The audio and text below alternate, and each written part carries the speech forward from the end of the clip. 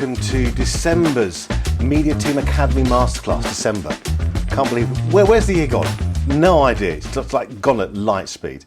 Anyway, it gives us the opportunity really to reflect and look at the most memorable moments of 2023. And hopefully what that'll help you to do with your comms teams and your spokespeople is to look at the lessons learned really and look at how you develop your spokespeople as they engage with the media in 2024.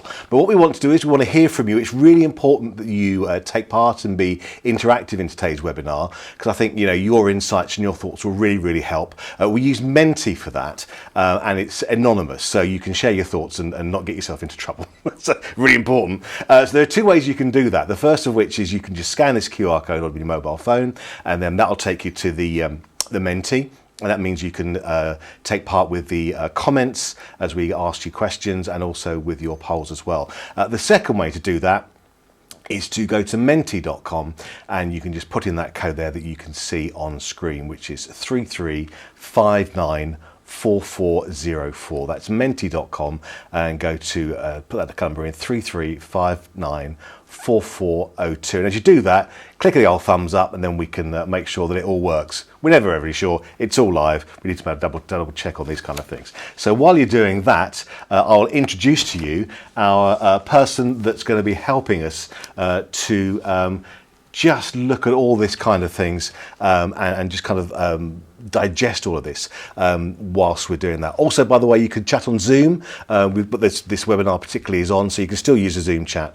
and we can pick that up here in the studio and at the gallery. But our guest in the studio today is someone who's had 40 years worth of media broadcast journalism experience, is a broadcaster, also a columnist, and has worked on Sky News, with the news for BBC Television, ITV, Channel 4 and Reuters, and also worked for the World in Action team back in the 80s, at the time when the Thatcher government was privatising the cleaning services for hospitals, and it was seen to impact on hospital care, and she went undercover as a cleaner and exposed these conditions, which unfortunately led to the death of a patient. And quite frankly, she doesn't look like she's been around long enough to do all that kind of stuff. It's Susan Bookbinder. Thanks very much indeed. I'm glad you said that last bit. I was just thinking I might have to get the lawyers involved here. So surely everybody's saying you don't look old enough. But no, I have been around a long time. And I'm really glad that you mentioned my hospital cleaning job, because I'm sure that even if I was to say to any of you who I might already know from the media training, so hello again, if you were to say, where did Susan work? You probably can't remember, but you will remember that I went undercover as a hospital cleaner, and you could probably already picture me with my mop and in my uniform. And that is really an illustration of the cornerstone of our philosophy at Media First when we're doing media training, is basically don't give us a whole list of statistics, give us the word pictures, and then people will remember what you're saying. So I have been a journalist for 40 years, but for 10 of those years, I've been working here at Media First, and I absolutely love meeting, particularly you guys, the comms guys, and helping you to get your spokespersons ready to give a really good interview. Great stuff. Okay, well, let's jump straight into our first clip, shall we? Yeah. That we can learn from. Just tell us about that. Okay, so we're doing good, bad, and then we're going to give you the chance to vote on who is the best communicator of 2023 and the worst communicator of 2023. So let's start with a politician. She is the Education Secretary, or was the Education Secretary, and it's not really what she says in the interview that went viral.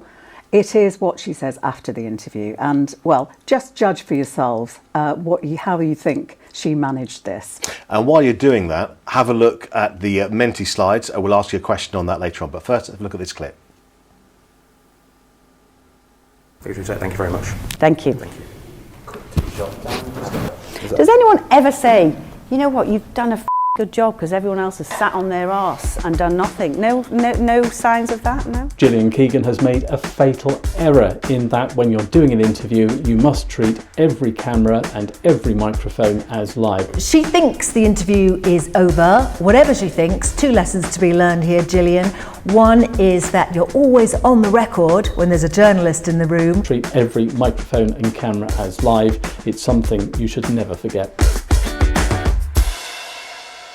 just excruciating. And as Victoria quite rightly says there, you know, when there's a journalist in the room, you're on the record. And in fact, certainly as a newspaper journalist, I've got my best stories after the interview's over, on the way to the lift, when the celebrity I've just interviewed goes, "Oh, sorry, I've just got to get this, Susan, it's my divorce lawyer." What am I going to write about? You know, of course, I've got the exclusive there. So we've got another clip of Gillian Keegan. This is her chance to say sorry. I really got that wrong. And well, we're going to ask you how you think she made use of that opportunity to recover herself. Yeah, so have a look on the Menti now. The question's here. So while you watch that clip, you know, just I'd love to hear your responses really. How do you think she handled that apology? Let's have a look at the clip. So do you think you're doing an effing good job? I wasn't talking about me, actually. I was talking about the department. The job that I was talking about started in March 2022, so way before I was in. I spent many, many years in business, and that was an off-the-cuff comment, by the way, as well, which was, as you realised, I thought the interview was over, so I apologise for my choice language. But the reality is the job that I don't think people are upset about the choice of language. I think people are upset about the complacency, the tone that... There's no complacency. Why aren't people thanking us for the great job we've done? When parents are worried I wasn't about the talking, safety no, of their children I in was school. not talking about people. It was the journalist. So basically in the interview, if you listen to the interview, I don't know if anyone will now, the journalist was like, "Why haven't you done this in 2018?" Or, you know, way before I was even doing this. So Well, Daniel Hewitt isn't responsible for it, is it? no, but what I said is actually the department has taken a huge leadership role. So they're not the responsible body for schools, but we have taken a role to really help schools. Gillian Keegan again, and the aftermath of the aftermath. Following Sweargate, when she's been given a chance on Sky News to explain herself, but she's still incredibly defensive. This is a real opportunity for her to bridge elegantly away, to acknowledge that she made a mistake and move on. She has now become the story in herself, and while it's good to make the apology and set out your stall, you then have to get on to what you want to say, and I think that doesn't really happen. What you have to think about is the audience and not get into a row with the interviewer. Wow. Dear me. Well, I think you've hit the nail on the head here. You know, she made it worse. That's the one that stands out for me. Defensive, arrogant. She should have given a proper sincere apology. Here was her opportunity, and she just absolutely made it worse, really. Yeah, it seemed very defensive on a non-apology, full of deflection, terribly handled. Yeah, just defensive. Oh, here we go. She does not seem she doesn't seem apologetic at all, does she? And it's really interesting, isn't it? She's got herself in this really bad situation. She's coming across really badly. But if we go back to the first interview, you know, I think it is really a case of, you know, a journalist being friendly to you and in a full sense of security. But journalists ain't your friend, are they? No, absolutely. This is a business transaction. It needs to look friendly, as if we're having a good conversation. But you've always got to remember that we are here challenging you on behalf of the audience. I think this is a really interesting response here. It looks like she's trying to avoid the main issue. Absolutely. I mean, what was the interview about? Nobody can remember. It's actually, I think, about, you know, kids actually facing their schools being closed or falling down on their heads because they're full of that cheap rack concrete. Yeah. So in many ways, maybe it worked out better that we're focused on an education secretary who wants to be congratulated for that. Yeah. So Gillian is argumentative. She's an argumentative person by nature, and allowed this as a trait to dominate rather than use contrition and humility to help her, you know, getting to her core. And I think that's really interesting. We'll come back to that later on. I mean, she's a strong personality, and you know, if you're in the comms team and you've got strong personalities, that can be a challenge, can't it? So we'll look at that. Anyway, let's go on to our next video now. A good example, Oxfam. Tell us about this. This is the CEO of Oxfam. He's been invited into GMB, Good Morning Britain, to talk about the booklet that has just been issued to Oxfam staff about inclusive language, and allegedly it includes, you can't say mother or father for whatever reason. So we really want to hear from you as comms people. How would you brief your spokesperson to handle what inevitably are going to be questions about wokery and, you know, where's our money going when we're donating to Oxfam? It's going on these PC Gone Mad books. So we've got a question for you on that. Yeah. So on the Menti, have a look at this question while this clip's playing. You know, what would you tell your staff? What would you tell your spokesperson to be mindful of during questioning of this type? Have a look at this clip. Good to have you on the show this morning. We've been discussing this. It's provoked reaction from our viewers. Some of them are confused about what your intentions were. Others concerned about money they may have donated to the charity being used for something like this. So first of all, how much did it cost to make? Well, we've had an inclusive language guide for a long time. Many organizations, I suspect ITV has one as well, have guides to help staff navigate, increasingly complex language where we want to Danny, big difference between Oxfam and ITV is Oxfam is a charity, ITV is a private company, so ITV would pay for that themselves, whereas Oxfam is funded by donations from people who are there to try and, support all the incredible things that you do. So what our viewers are saying this morning is, why on earth is the money that I'm donating to Oxfam for great causes going towards a booklet that is telling people not to use words like mother and youth? So we are all organizations that have a legal responsibility to create an inclusive environment within our own workplaces. And that's what this guide is about. It's not about telling staff what to do or not to do. It's a guide to navigate increasingly complex and divisive debates. We want to make sure that we treat people, our own staff, the communities we work with around the world, with kindness and dignity. And it's one of the problems with these sorts of debates happening with megaphones and in a sort of shouty way is people's dignity gets lost. I have colleagues across the world. We have thousands of people who work for Oxfam, many tens of thousands of volunteers, and we want to make sure the language that we use is inclusive of all of us, of people with different characteristics, different backgrounds. And this is a guide. It's been around for a long time. We've just updated it to help colleagues with being inclusive. Can you answer how much it cost? No, I can't, because I don't know. It's a very small cost, because this is an update to an existing guide. A lot of our colleagues who care deeply about these issues are active in our staff networks to promote inclusion. They go over and above, work really hard to make sure that Oxfam is an inclusive workplace. But let me just come back on this question around what we've learned as an organization working to end poverty around the world for 80 years. And that's what's really important, is the how matters as much as the what. We work in diverse communities all across the world. And what we're learning is, if we're going to end poverty, we have to take everyone with us. And using inclusive language is an important way of showing dignity and respect to the people. So this is the boss of Oxfam coming out and defending his organisation's decision to invest in a new language guide that his people internally would use, and to avoid using words like mother, terms like that. The journalists have got one agenda, and he does a really good job of defending his organisation and using language that really resonates with the general public.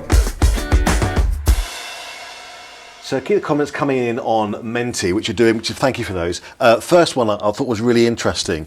Someone's taken the view that it's a trick question and focusing on the negative media hype. And there was, running through there really, obviously the journalists at Good Morning Britain have got a line of questioning, and he's having to deal with that. Yeah, and I think he deals with it really well, because as someone's saying here, staying calm, not hitting back against the journalists who are criticising him.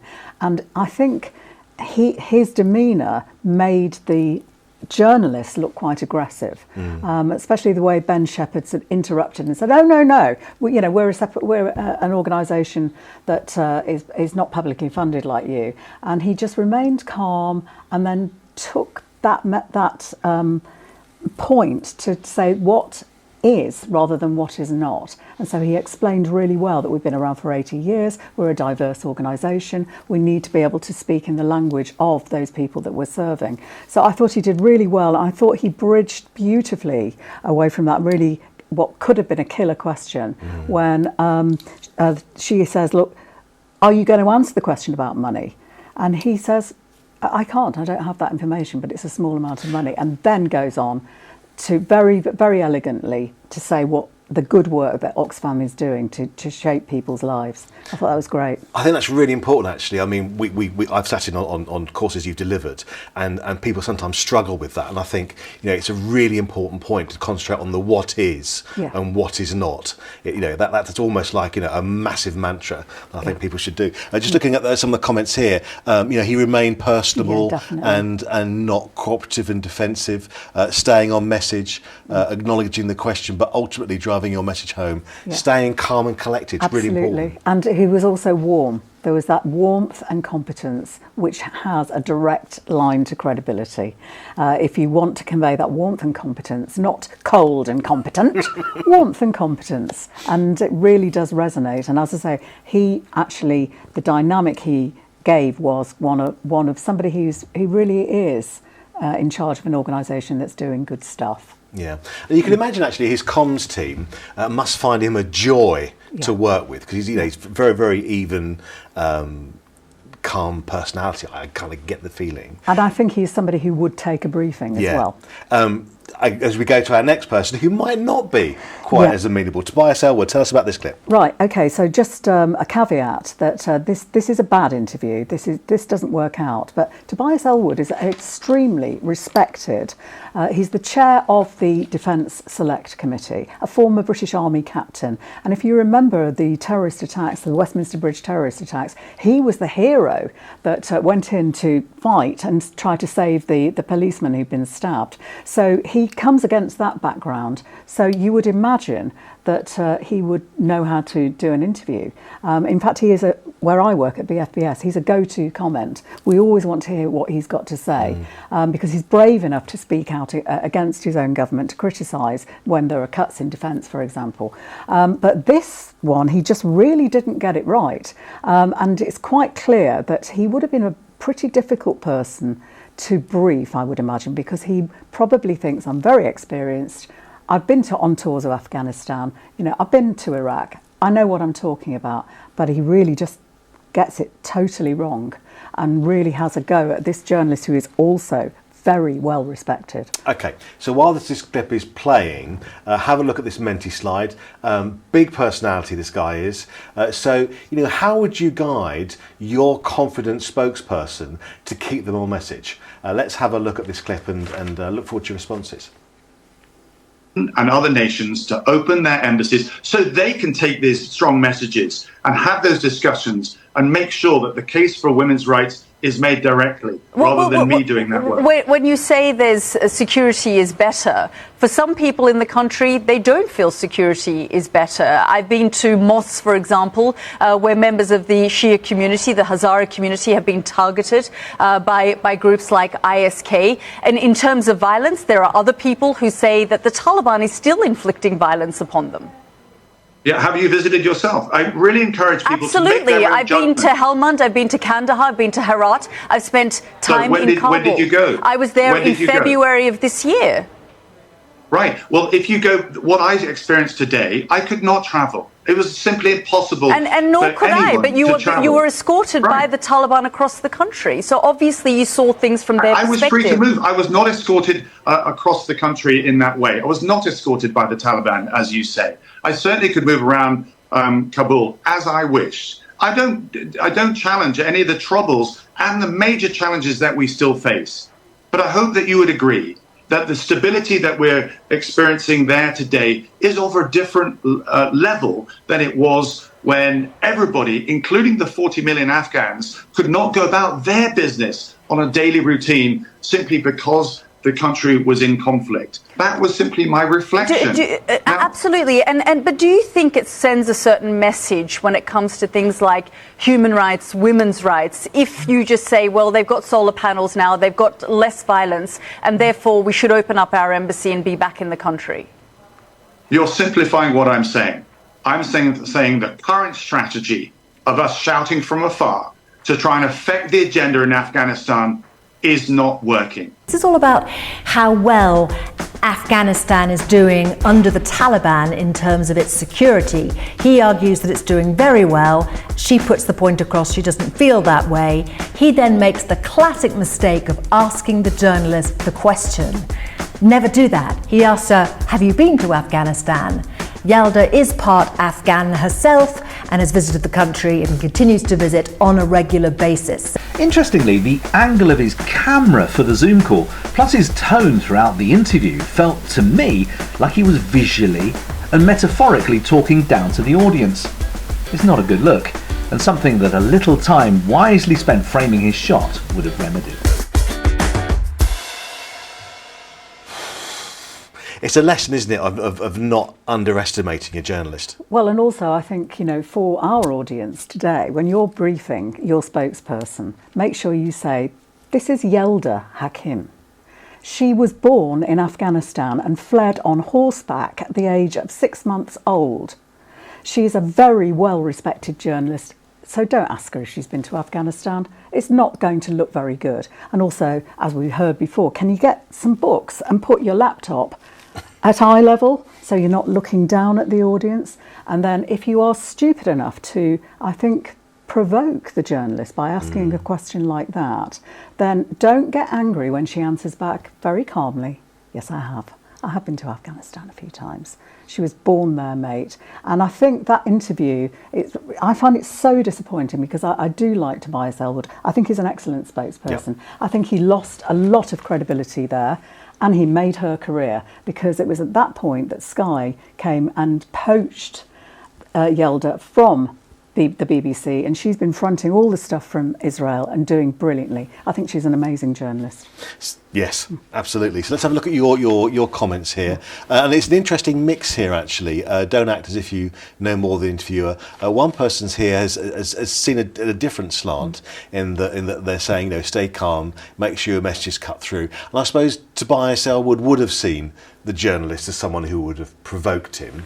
I think there'll be variances of disagreement, of opinion, of perspective there, but it's a point nonetheless. But that is our job, is actually to provoke a response, especially if it's somebody being extremely rude and provocative to you, I would argue. But I think this answer is what interests me very much. Remind them you're communicating to a wider audience. We're just the conduit as the interviewer to that audience that you want to convince. How would you want Mrs. Miggins at number 23 to perceive them? And so I think that's a really, thank you very much indeed for that, really useful. That's a good point well made. Way too argumentative, and I like this one as well, actually. We haven't got time to cut on it too much at this particular stage, but, don't question the interviewer or back argue. You're there to answer their question. I think it's really important that when people take things really personally, it's actually that's not the point. There is a relationship between interviewer and interviewee. I know an interviewee is there to give the answers. You're there to, you, as an interviewer, you're there to ask the questions. It's not personal, but that's the relationship. And certainly if you're a politician, I think it's very important that bridging doesn't really work too well, I think personally, for politicians. I think because you are a politician, you're accountable to us for everything. So answer the question. That's your job. There was a delete of a word there, wasn't there? Delete Maybe. Question. That's how you perceived it, Darren. Okay, so let's look at a good one then. So crisis management here for British Gas. Tell us about this. Yeah, this is, as we often say when we're doing crisis communications at Media First, you're in a crisis, you need to be humble. You need to show empathy and compassion for the audience. And we've got an acronym that many of you might remember called CARE: compassion, action, reassurance and examples. And this is the CEO of British Gas in a crisis. Michelle Hussein will explain exactly what's happening, but basically they've been caught, or their contractors have been caught, burgling the houses of vulnerable people and taking their pay-as-you-go gas meters out and really enjoying it. He handles this superbly. Really, so it's just CARE masterclass. Yeah, and whilst you're looking at this particular clip, have a look at the Menti question here on this crisis response. Just note down, what worked for you while you look at this clip. Okay, so let's have a look at this clip and look forward to hearing your responses. One of the cases that the Times is highlighting this morning is when 5 men are sent to a home where 3 young children live with their father. There's an inhaler that's visible, and they force fit the meter, with one of the agents saying, "This is the exciting bit. I love this bit." How do you account for people working for British Gas behaving in that way? Firstly, Michelle, there is nothing that I can say that can express the horror I had when I heard this, when I saw this. It's completely unacceptable. That language is unacceptable. The contractor that we've employed, Arvato, has let us down. But I'm accountable for this. This happened, as you say, when people were acting on behalf of British Gas. There's nothing that can be said to excuse that. Every one of our customers deserves to be treated with respect. That's what I expect of myself. That's what I expect of my colleagues. That's what I expect of our contractors. And so as soon as we heard this, we suspended Arvato. They are not doing any work for us right now. We then commissioned an independent report so we can get to the bottom of what's going on, and when we get to the bottom, we'll therefore then fix it. Where we've got it wrong, we'll make it right.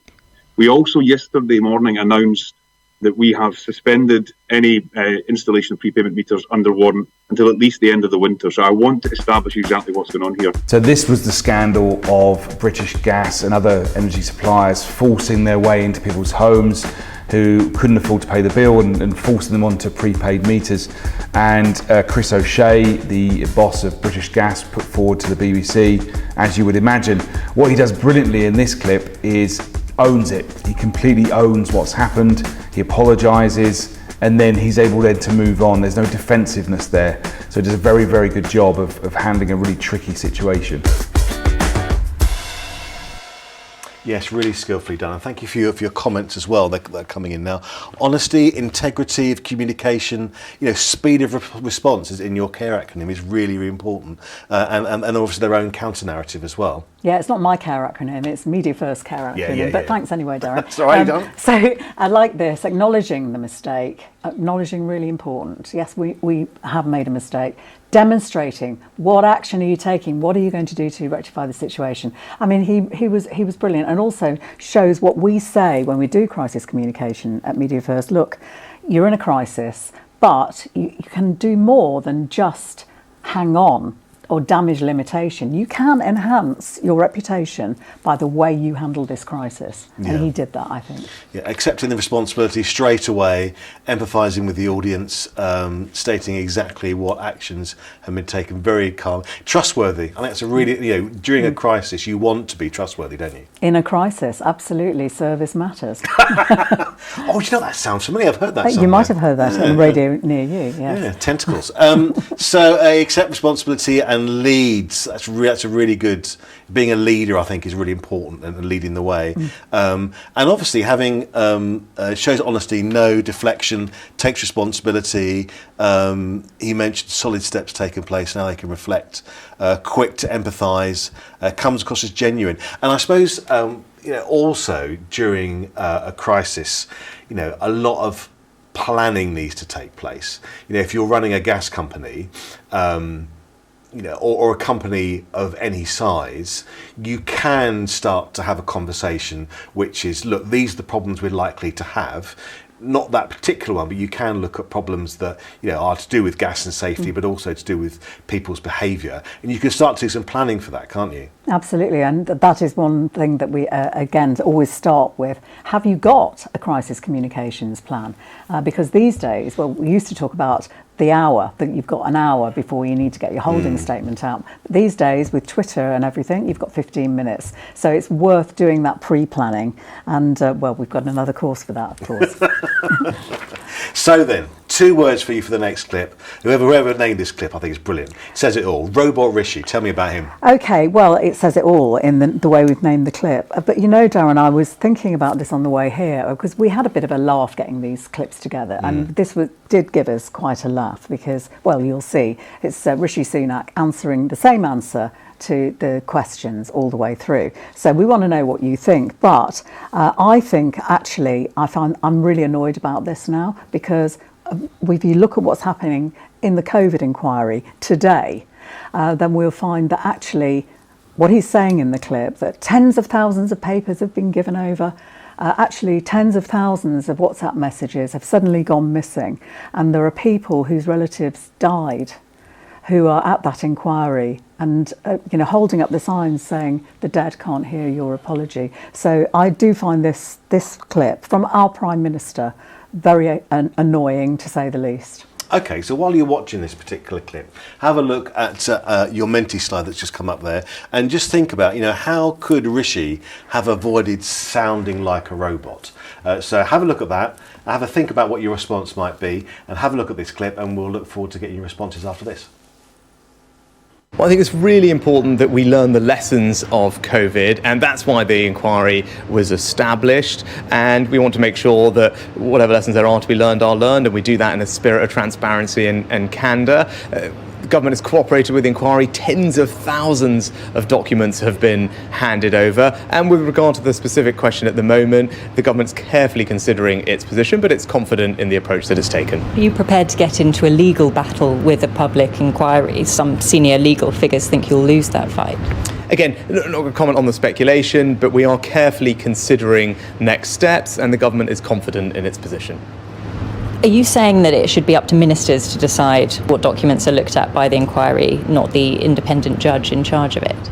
Again, government's handed over tens and tens of thousands of documents in a spirit of candour and transparency, because it is important that we learn the lessons of COVID. With regard to the particular question at the moment, we're carefully considering next steps, but the government is confident in its position. So you might not hand over that material that they're asking for then? Again, as I said, government is considering next steps carefully, but has been confident in its position, has handed over tens of thousands of documents. Not all today. the documents that they've asked. Tens of thousands of documents today in a spirit of candour and transparency, because it's important that we learn the lessons from COVID, and again, carefully considering next steps. He just keeps repeating the same phrases in his answers: candour, transparency, tens of thousands of documents. We hear that all the way through the interview. Now, it's important to have and prepare your key messages, but if you just repeat, it really doesn't come across that well. But his strange, staring responses simply don't feel natural. Rishi is notorious for failing to bridge when he could and should. So here he just sounds like a robot, doesn't answer the question keeps getting asked again. It's a really boring, robotic interview.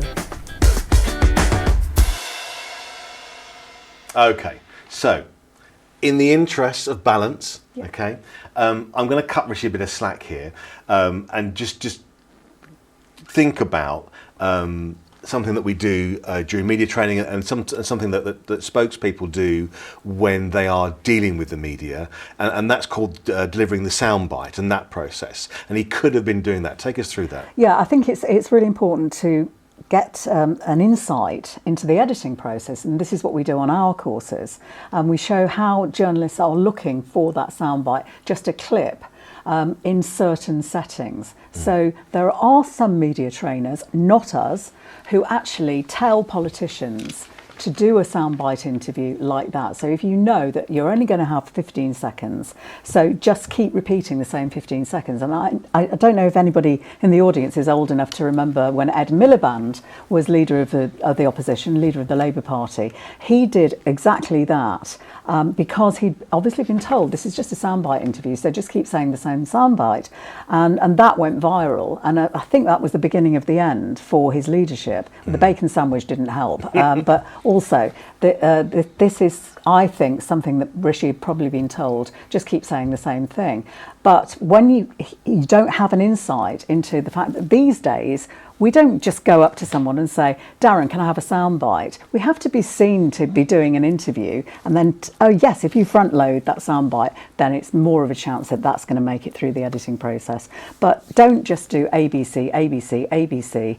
Just maybe ABC, BCA, CAB, if you want to make sure that that point gets made. But you know, you mentioned thesaurus the other day. Tony Blair, I always felt, whatever you think about Tony Blair, I always thought he was very good when he was always asked the same question. He had kind of a thesaurus in his head, so was able to say the same thing but completely rephrase it, so that if someone just plays them out 3 times in a row, at least it looks like you're having a conversation. Yeah, absolutely. Well, he is a great communicator, and that for that way, it's also showing respect to the audience, to just reframe the message even though the message is still the same. But yeah, I can see we're Yes, getting a lot of responses. Let's have a look at your responses here. As well as robotic words, needs to consider his tone. Definitely. And that's really, really true, actually. I mean, I come from a radio background, and so voice is all you have.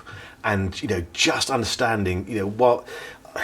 I remember, I mean, you've had a very radio background as well. Sometimes you get the thing to say, and you may have to say it, 5 times in a show, or 20 times, 40 times in a day, and Rishi should be used to this in making sure that his tone of voice, having said the same thing time and time again, doesn't sound bored stiff. And it does sound as if, yes, we'll learn the lessons. Well, we're talking about people who lost loved ones. Yes. We're talking about 150,000 families have been devastated. At least, give us a bit of concern and warmth in your voice. This is really interesting, actually. Someone said here, we have to assume he doesn't actually know the answer. And that's the opposite of what he wants to purvey, isn't it, really? Yeah, absolutely. Also, overuse of, fancy word. I mean, who uses the word candor? When did you last use the word candor? Precisely, no reframing of his responses, exactly right. Don't learn the key messages by rote and repeat repeat all the time, It's ironic he's constantly using words candor and transparency while dodging whilst not actually being candor and transparency. Fantastic. Yeah, I think that this is a good one as well. Rephrase your message. Don't just repeat the exact same sentence. And that can sound so robotic as well. Learn the lessons, learn the lessons, learn the lessons. They just haven't learned any lessons, have they? No, I know. So let's go to our next clip. And something we were doing actually, and we discussed it during rehearsal actually. And this is not on purpose. We did try. We find that all the bad clips seem to be from politicians, and the good people, well, not the good people. That's a dreadful way of saying it. But the good responses were from people who are outside the political sphere. So tell us about this one. This is absolutely wonderful. This is Serena Weigmann, the England manager. She has made history, and I really believe that. I think she's been an amazing influence on this country and our collective psyche. She led the Lionesses to European glory, historic achievement.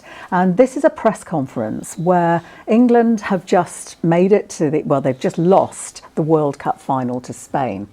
The whole press conference is dominated not by the football, but by the kiss that was implanted on the lips of the Spanish player Jenny Hermoso by Luis Rubiales of the the president of the Spanish Football Federation. You know the story because that's all people were talking about. But just look how elegantly, how brilliantly Serena Weigmann moves the conversation back to the football. I think it's brilliant. Great. And while this plays, have a look at this Menti slide that's on your phone. Just to have a think about and let us know what made this resonate for you. Okay? Have a look at this clip. Are you disappointed that this is still ongoing? We have to celebrate football, and that we should celebrate the players, the Spanish players who have won the World Cup. Players need to be listened to. The women's game has improved so much, but there's still a long way to go, and not only in Spain, but I think everywhere. There's many players, top athletes, who still have lots of challenges, which I think we should work on all together and stay connected. It's been 3.5 weeks since the World Cup final. Obviously, one story has dominated football since then, and that's the actions of Luis Rubiales. And of course, yes, we all have seen and followed the news that things are still going on. I would like to leave that now with the people that are working on that. I think lots of people have spoken up. I think male and female, and I hope we keep doing that. But for us, of course, it always starts with performing. So we have the visibility, and then you have the platform, and especially in the women's game, we feel the urgency that we can use that platform to hopefully make the world a little bit better. Although there are some edits in this clip of Serena Weigmann that make the audio flow better, it doesn't alter the fact that she has the skill of acknowledging challenging or off-topic questions down to a fine art before she talks about what she wants to deliver. It's impressive. And not spoken in her first language either. Absolutely brilliant, wasn't it? I mean, I have to declare an interest here. I picked out this clip as we were looking, as you say, can't find any politicians. So this is where we're at in this country. We have to go to footballers to look how to communicate. What a great communicator, what a great football manager. And I have to say, congratulations as well, Serena. A brilliant victory for the Lionesses last night, 6-0 over Scotland at Wembley. So fantastic, although it wasn't enough for us to actually qualify for the Olympics. However, back to her bridging, so elegant, paying tribute to the Spanish players. What came next after this, she was named Coach of the Year by FIFA. And when she's accepting her award, she says, I'm going to put this award down on the floor so that we can all clap the Spanish players for winning the World Cup. Just so generous. And it was the body language was amazing because we've got the FIFA officials all standing awkwardly around in the football position as she's basically taking control of the whole ceremony. And that's what she did there at that press conference, taking control. I think it was really interesting in that she, when we talk about what makes a good media story, we always talk about the negative or creating trouble. But actually, she did the opposite, didn't she? She chose to be really positive, and it really worked in this case, didn't it? Absolutely, and it just, conveyed her as, a leader. I think she's a great communicator. Brilliant. It's some nice comments come through. Well prepared. That's true. She would have done a lot of preparation. She knew where she was going. Yeah. She left me thinking about the broader issues in women's football that need to focus rather than focusing on one event that already happened. Interesting. Yeah. She's aware of the platform and influence. That's true to convey important messages. Multiple examples of excellent bridging. Pitch perfect tone. Bearing in mind it's not her native language as well. Absolutely amazing, really, as Howard was saying. Yes, a great communicator in a second or maybe third language. And again, doesn't avoid the issue and puts it back into context and gently moves things back to a main message. I think it's really lovely, actually, that gentleness. She is brilliant. So, as I say, I have to declare an interest. I think vote Serena. Okay, so from Serena to Suella. Oh my goodness! Come on, you can do this. Just when we thought, we were getting into some great communication. Well, Suella Braverman did actually give us quite a few choices. We could have had tents. We could have had attacking the police. It's not fun, is it? Quite unusual for a Home Secretary to attack the police. But we picked this particular one out because it is a really good example of how not to bridge. And also, just look at her tone. And, we've got a question for you on, how would you prepare someone like Suella Braverman to bridge on from the inevitable question? She's the Home Secretary, she's gone speeding, and she's tried to avoid getting the points. Great. So have a look at that question. What did she do wrong on the bridging? Answer that question while you have a look at this particular clip that we're going to play now. In relation to your question, last summer I was speeding. I regret that. I paid the fine and I took the points. But we're focused now on delivering for the British people and working for them. Did you ask civil servants to put you on a one-on-one speeding course? In relation to the process, I'm focused on delivering for the British people, do my job as Home Secretary. What I will say is that, in my view, I'm confident that nothing untoward has happened. Would you welcome an investigation into this? Have you spoken to the Prime Minister? Would you welcome one? As I said, I'm focused on working as Home Secretary. That's why I'm here. I've met with victims today. I'm making a big announcement today. I'd appreciate the focus on an announcement which is standing up for victims and survivors. In relation to the speeding tickets and my fine and points, I'm very confident nothing just very finally on this, Prime Minister, but this is really important because you've broken rules before. You've had a resign over breaking the ministerial code. You've admitted now to breaking or having a speeding fine. You've accused of breaking the code for a second time. How good a look is it for a senior politician, one of the most senior politicians of the country, to be viewed as a constant rule breaker? I got a speeding ticket. I paid the fine. I took the points. In my view, nothing untoward has happened. Thank you. Thank you. This is the kind of interview that just makes people, the electorate, despair. A refusal to answer the question. Doesn't really go anywhere, does it? I think she says that they're making an announcement today, but what are they talking about? What are her messages? What are the positive things that she wants to get across? She could have just dealt with it quickly and moved on, but she didn't. She kept talking about something else and then coming back to it. She got the bridging all wrong, all mixed up. And by keeping coming back to the point, it meant the journalist could keep asking about it, and she never really got the chance to move on, and she gets quite visibly annoyed, and in the end she more or less just storms off. She lost a rag. It's not a good look, is it? Well, it's all awful. As we'll look at your Menti questions in a moment. Really good point. She's just about got everything wrong. So first of all, the bridging, terrible. She keeps delivering stuff, doesn't she? She's focused on everything and she's delivering everything, but she's not delivering anything at all.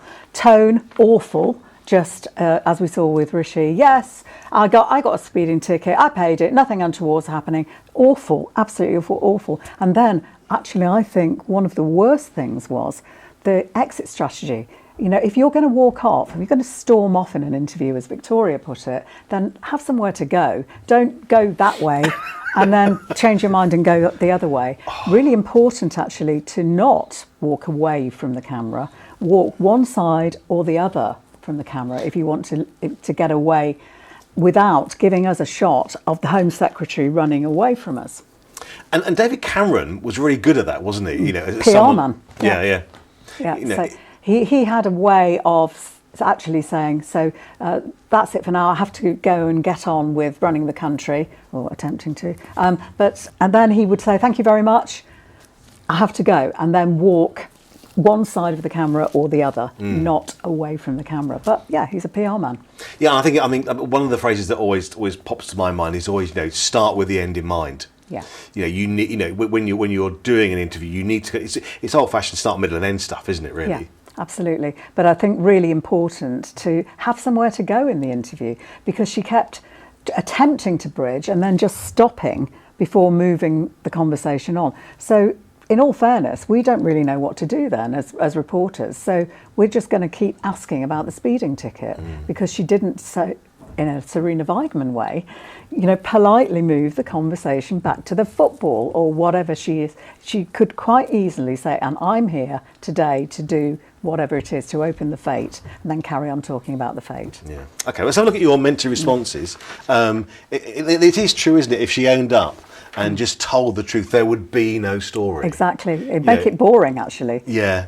She looks and sounds guilty. What did she do wrong? Everything. So awkward. It is. I honestly, when because I was editing this clipping this up, and every time you have to go through things quite a few times to edit them, and I just was like cringing. I just like, no, don't do that. Avoid the question, really clunky, rude and abrupt. I love this. A total car crash not caused by speeding. I think that's the quote of the webinar. That one, I like that one. Isn't it? That one very much. Good. Yeah, she get the quote award. Refuses to give the whole story, and that's the thing, isn't it? You should be, as a politician, be good enough to know that the press ain't gonna let go. You might as well just suck it up, surely. Walking away aggressively is just not acceptable.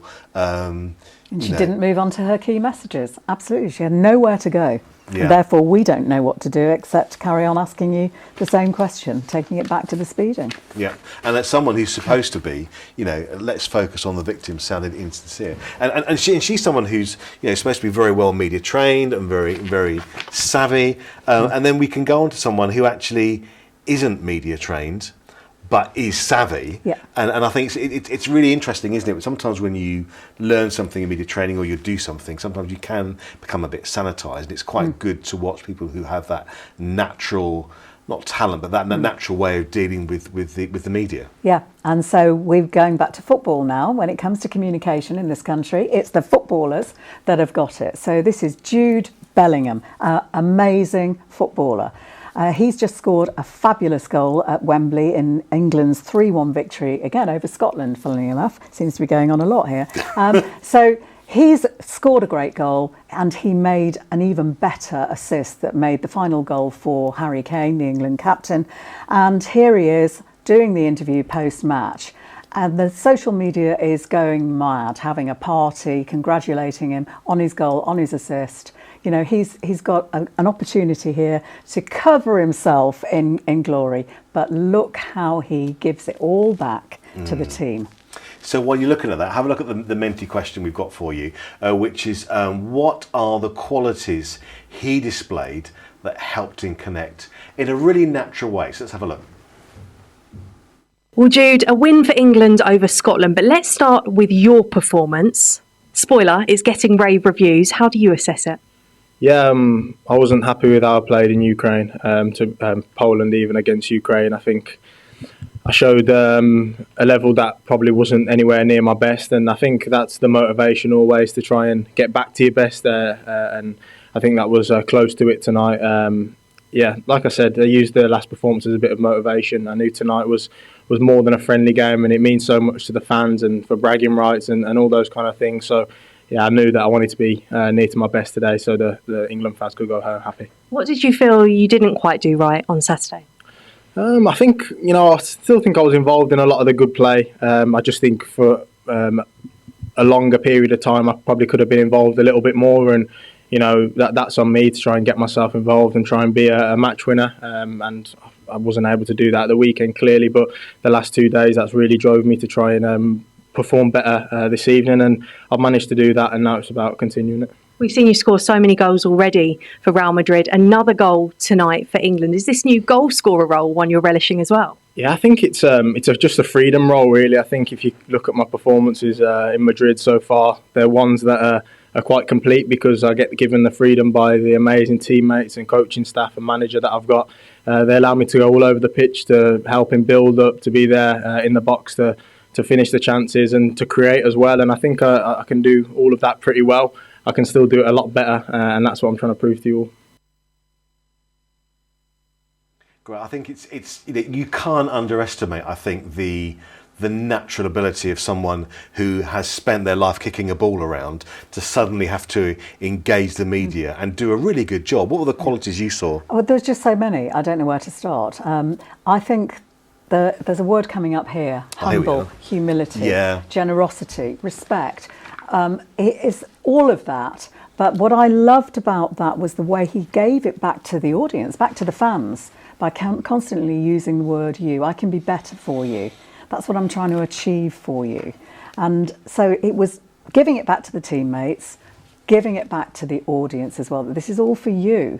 And that just makes you feel so connected and so warm towards Jude Bellingham. So Jude Bellingham for Prime Minister, that's what I say. But that is a really strong word, isn't it? And I think we should underemphasise that enough, the word you and we. It's very, very inclusive language, isn't it? Absolutely. And we talk about this when we're doing the messaging, when we do media training. If you can get those words, you, we, our, us, let's, into your message, then it's a very, very quick way to connect with your audience. And if you think of, let's get Brexit done, I don't agree with it at all, but it is a very good message because of that first word, let's. So I'm not a massive Boris Johnson fan or anything like that. I just want to, equivocate on that. But the fact that Obama does this all the time. America, this is your victory.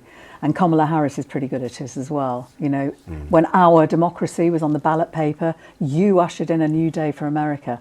And so these are politicians that know what they're doing here. I think Jude Bellingham is doing it naturally. I think another thing he did really, really well, actually, just looking at it, and a lot of people, and I include myself, this when I was first starting out in media, was that he wasn't fast. He actually, his pace, he took his time and wasn't worried about the fact that there's TV cameras and around him. He took his time. Yeah, very comfortable. Yeah. Comfortable on the ball, comfortable on the word. Yes. So your comments, thank you very much for those, by the way. Humble, humility, generosity. Humble, a lot comes out there. Talks about his motivation, presents a bigger picture. That's such great leadership when you talk about that vision and acknowledges the team as well. It is a team game here. And genuine, that's the word that comes to mind and as humility well. And everything. Humble, a masterclass in humility, at pains to promote the value of working as part of a team and promotes a champion team rather than a team of champions. Oh, I like that. It's going to cause a lot of problems for you guys when we ask you to vote on, there are so many good qualities there, but also with Serena. So between the footballers, difficult choice for our audience. Okay, we're going to do some polls now. So we'd like your participation in this, really. We're going to do the heroes and zeros, and also just having a look and getting you to reflect on, having looked at all of this, what you're going to take forward when you're dealing with your spokespeople in 2024. And how you can improve them. So let's first of all have a look at this Menti slide here. Who do you think is the worst communicator of 2023? We've got our favourites, but please let's have a look at yours and who you're voting for. So here. Braverman is in the lead there. Oh, well, I'm very surprised. I am actually surprised that there's no votes for Tobias Elwood. Goodness me, he was going to be my favourite for the zero. Actually, I really? have to say, yeah. I suppose you've been looking at Tobias. You could, you it's a difficult one, isn't it? I'm trying to be I'm trying to get a bit of generosity here, but he had an honest opinion, and he just had some. It's the bias. way he said it. Yes. Oh, so Suella is absolutely in a commanding lead here. I ought to say, caveat, that they're all politicians and the zero list, and we did look to balance it for some opposition politicians from the Labour and Lib Dems, but we couldn't find anything bad or good, just very, very dull. So just to explain that. So Suella, very much in the lead there. What does that tell us about that interview and what we could take away from that? Well, I think that's really interesting because there is popularity for her. I mean, there is a huge part of the Conservative Party that prevented her from being sacked by Rishi Sunak, or actually got her the job. She was sacked, wasn't she, by Liz Truss, and then came straight back into Rishi Sunak's cabinet. So there is an element of the population that likes that, or likes her views. But obviously with our audience, that's just not working. And I think that it's very much that her attitude was quite aggressive, I think, really, towards the interviewer. And therefore, if you're aggressive towards the interviewer, the audience interprets that as you're being aggressive to me. Okay, so let's have a look at the end on a high here, end on a positive, and look at the heroes. Who do you think did well out of our bunch of people in our heroes and zeros of 2023? So let's have your votes here. A yes, as you would expect. Serena going straight into the lead. Oh, yes. Jude catching up. British Gas. I think that's really interesting, isn't it? If you think about it as comms professionals, dealing with the crisis is really quite important, isn't it, in that? Yeah, I think it just shows who we've got in the audience. You are the people that would be there briefing Chris O'Shea, and gosh, yes, you seem to have pushed him right clearly into the lead there. I think we do get a lot of inquiries for. We do get a lot of inquiries for crisis training at the moment, and it's the one thing you do need to be on top of, and it can make all the difference to the credibility of your company and the people out with them. So that's really interesting. Thank you very much for your contributions today. It helps us get a good insight, and I think you're able to contribute to it as well. So Chris O'Shea even very much the winner. So just looking at what's coming up here in our masterclasses, our Media Team Academy masterclasses for 2024, lots planned, really exciting, including how to do a presentation the TED Talk way, becoming more of an accidental manager, and also time management, and how to lead a comms team during a crisis. I think that's really, really important. So next up we've got January 25th, 2024 is our next one at 11 o'clock. Pitching to journalists, an insider's guide. I mean, Susan. Journalists get so much information. If you want to pitch your news and your line, it's really difficult. It's really noisy environment to do that. It's very hard to get through the news desk. We get so much stuff, about people's jumble sales, or they're doing jumping off a mountain. So if we were to publish everything that we're offered, then every newspaper would be this thick, and every news bulletin would be 9.5 hours long. So getting through the news desk is a science which we're really able to help you with. So Media First. So we'd love to see you for the 25th of January at 11 o'clock. Thank you to you for joining and taking part in today's webinar. Thanks to our gallery team, Ian for creating the interactive experience today, Lucy for keeping us all in place and telling us when we're running late, and also for designing our little festive background. So thank you for that, and thank you to Susan for your invaluable guidance and advice. Always a school day with Susan, bookbinder. And again, thank you to you for taking part in today's webinar. So from Susan and myself, have a great Christmas, and we'll see you in January 2025. Take care. Bye bye.